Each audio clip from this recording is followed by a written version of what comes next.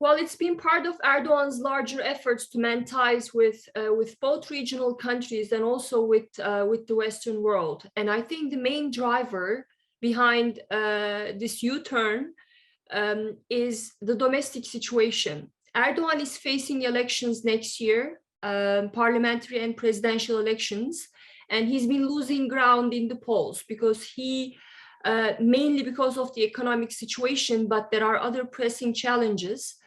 And the opposition, Turkish opposition, has been trying to put together an agenda that will address the country's pressing issues. So I think mainly because of domestic problems that he's facing ahead of the elections, he concluded that mending ties with regional foes and the Western world was the best course.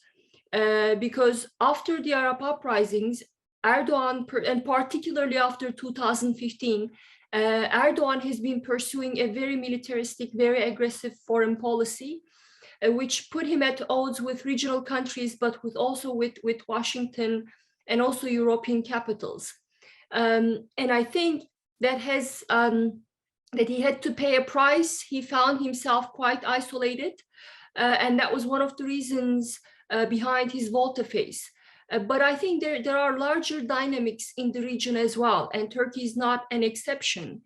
Other countries, particularly the Gulf countries, for instance, they have been also pursuing to mend ties with Turkey, because everyone in the region have realized that pursuing aggressive policies are not paying off, and in fact they're undermining their own security. So now there is a new understanding in the region where regional countries think that diplomacy is a better course to pursue their interests, and I think that's also has something to do with the regional perception that the US is withdrawing from the region, and the threat that was perceived by regional countries from the Muslim Brotherhood. I think that's